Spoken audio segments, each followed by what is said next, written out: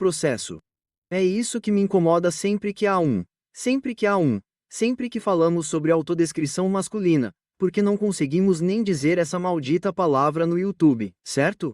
Quando falamos sobre autodescrição masculina, qual é a primeira coisa que alguém diz? Qual é a solução? Vou esperar a turma. Ah, é isso mesmo. Estou ouvindo você aí atrás. Saúde mental. Saúde mental dos homens. Os homens precisam fazer terapia. Saúde mental. Então, precisamos melhorar nossos serviços para a saúde mental dos homens. Você até o Dr. Richard Rives diria a mesma coisa para Gavin Newsom. Deus, eu vi esse vídeo. A propósito. Fala a mesma coisa, certo? Homens, saúde mental dos homens. Ah, bem, se os homens, é masculinidade tóxica. São os homens que estão sendo ensinados que têm certas expectativas sobre eles e isso está fazendo com que eles se matem em taxas recordes. Obrigado. Até mais. Tente o ver. Tchau. É só isso. É uma rejeição. E é só isso, é uma rejeição. O maior desafio, o maior problema que temos com os homens hoje em dia é que precisamos torná-los mais fortes mentalmente. O que diabos isso significa? Por favor, me diga o que eles precisam fazer. Eles precisam ler mais livros.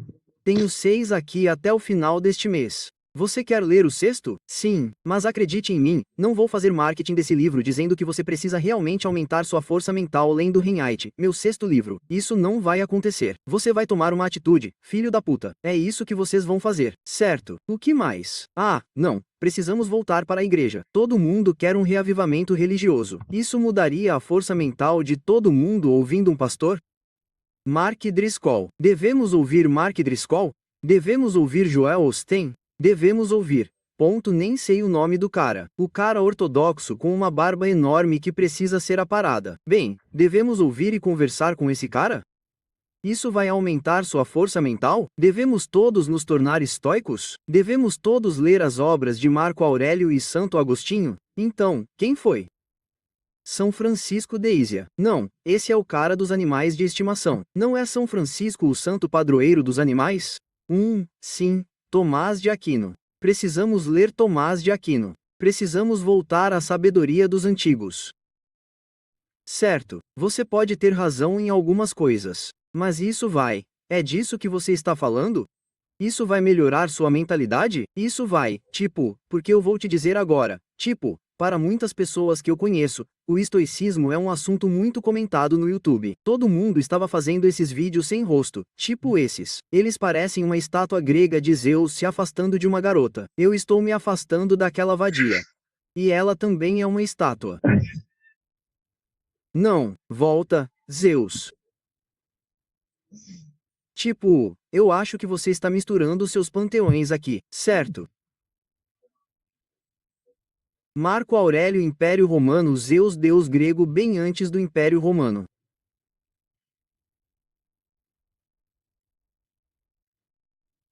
Mas o Deus que é tão engraçado, mas o estoicismo existe, de qualquer forma, uma teoria de que o estoicismo volta em grande estilo durante tempos de guerra ou quando há muito desânimo ou agitação ou algo assim com os caras.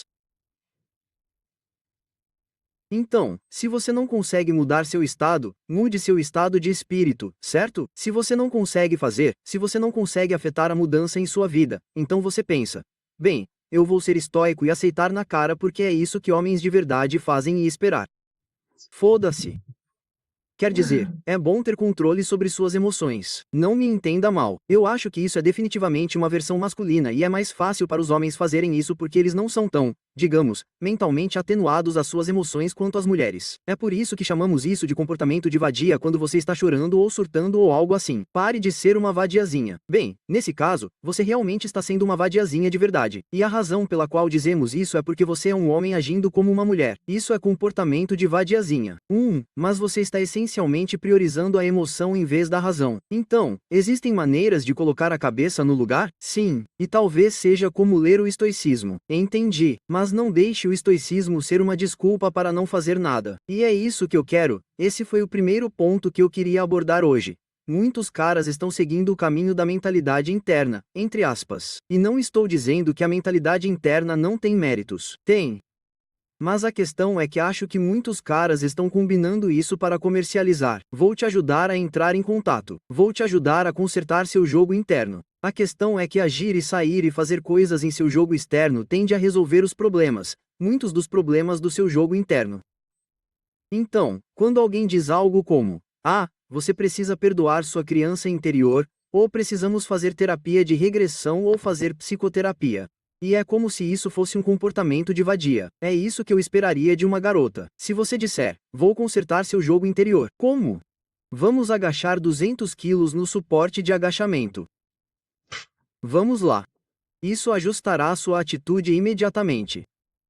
Tipo, minha meditação é o suporte de agachamento. Você encontrará Deus no suporte de agachamento. Se você estiver comigo, encontrará Deus no suporte de agachamento. Mas a ideia que eu tenho de jogo interior ou mentalidade, eu tenho, na verdade, provavelmente 2 ou 3 capítulos diferentes dedicados à mentalidade no meu livro Renheit. E não estou dizendo que mentalidade não seja algo importante, só estou dizendo que a maneira como nos referimos a isso agora foi adulterada. Foi adulterada porque é mais fácil vender programas baseados em psicoterapia, baseados em teoria do apego, baseados em teorias de zumbis, baseados em manifestar seu sucesso, certo? Ou tipo, tem um vídeo muito bom. Caso você ainda não tenha visto, eu fiz isso quando estava com Mike e Fresh da Fresh e Fed That Fresh. Sim, na última vez que estivemos em Miami, fizemos um vídeo de apresentação. Ele acabou de sair. Se você não viu, vou desenterrá-lo. Talvez Sam possa desenterrá-lo e colocar o link no chat para que você possa conferir. Mas sou eu e sou Mike, é Fresh e todo mundo está adorando esse vídeo. Provavelmente é um dos mais bem recebidos que Mike lançou. E nós estávamos andando por aí à noite em Beacon e fui interrompido umas 4 vezes porque fui reconhecido na rua. Então cortei essas partes. Mas estávamos andando por aí e falando sobre agir e fazer coisas como: como você chegou onde está? Como você se tornou um autor best-seller internacional da Amazon? Fresco, como você criou o Fresh and Fit, sabe? Como você se tornou o que é agora? Tipo, o que você fez? O que, na verdade, sabe? Como você faz isso? Tipo, todo mundo quer saber o que eu comi no café da manhã e qual é minha rotina de exercícios e qual é minha pilha e qual é minha filosofia ou religião. Qual é minha, tipo, com qual papel higiênico eu limpo minha bunda ou algo assim. E é por isso que eles perguntam coisas assim porque todo mundo está procurando uma solução rápida. Eles não estão procurando um trabalho de verdade. Não, se eu te dissesse o que foi preciso para se tornar o autor de O Homem Racional, levaria 10 anos para escrever o primeiro livro. Eu tinha 40 anos. Eu tinha 45 quando publiquei o primeiro livro. E isso aconteceu depois de 10 anos de conversas, 2 ou 3 anos de blog. E então as pessoas começaram a me bater na cabeça para fazer o livro. E então eu tive que me recompor para decidir escrever o livro em primeiro lugar. E foi isso que eu fiz, e foi uma coisa boa, foi como um projeto de estimação por um tempo. E eu só comecei a pensar, sabe por que comecei a levar isso a sério? Eu não disse que contei essa história 1 ou 2 vezes antes. A razão pela qual eu terminei o livro é porque eu tenho galgos, certo? E um dos meus galgos tinha umas contas veterinárias muito caras e eu fiquei tipo: porra, como vou pagar essas contas? E eu fiquei tipo: será que consigo ser pago por esse livro? Então, publiquei o livro e sim, ele pagou todas as contas do Greyhound. Sabe, foi isso que me tirou do sério. Eu tive que pagar algumas contas veterinárias e pensei, bem, pelo menos seria um dinheiro extra. Eu não tinha ideia de que isso mudaria minha vida, certo? Mas foi uma chatice. E vou te dizer qual foi a chatice maior. Bem, o segundo livro foi menos chato porque eu conhecia o processo. Eu não conhecia o processo quando escrevi o primeiro livro. Então o terceiro livro eu já tinha entendido bem o suficiente. Então, eu estava produzindo um livro a cada 2 anos naquela época. E então levei 3 anos para produzir e publicar A Religião Racional Masculina, porque esse foi o primeiro livro que escrevi do zero, certo? Não foi baseado em postagens de blog ou em algo como, você sabe, não foi baseado em coletar coisas especificamente para um tópico como masculinidade positiva. Esse é meu terceiro livro. Eu tinha que ser infalível porque era religião. Eu tive que Eu fui e fiz entrevistas e conversei com pessoas de todas as raças, todas as religiões que pude, porque eu sabia que se eu não fizesse isso, e eu não citasse 1 bilhão de fontes diferentes, esse provavelmente teria o maior glossário e as maiores fontes citadas de todos os meus livros. Era um livro de 400 páginas, levei 3 anos para montar e publicar. E eu, você sabe, quem me fez continuar escrevendo aquele livro e dizendo, nós realmente precisamos desse livro, Pat Campbell. Isso foi quando ele era muito católico, Pat Campbell, e ele disse, nós realmente precisamos desse livro. E então, infelizmente, eu o publiquei logo depois que ele faleceu.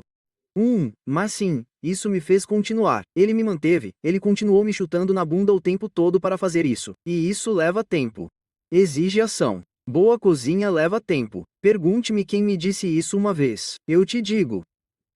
Boa cozinha leva tempo e requer perseverança e trabalho duro. Não é o que eu comi no café da manhã. Não é porque eu li isso. Mas quais são seus 5 livros favoritos? O que me fez desenvolver pessoalmente como você? Bem, eu poderia te dizer 48 leis do poder. Eu poderia te dizer, você sabe, maestria, 33 estratégias de guerra. Quer dizer, eu tenho. Quer dizer, eu sei que esses são todos do Robert Greene, mas eu poderia te dar 5 livros. Mas se você não tomar uma atitude, sabe? Além de ler essas coisas, não há nada que eu possa fazer por você. Então, o que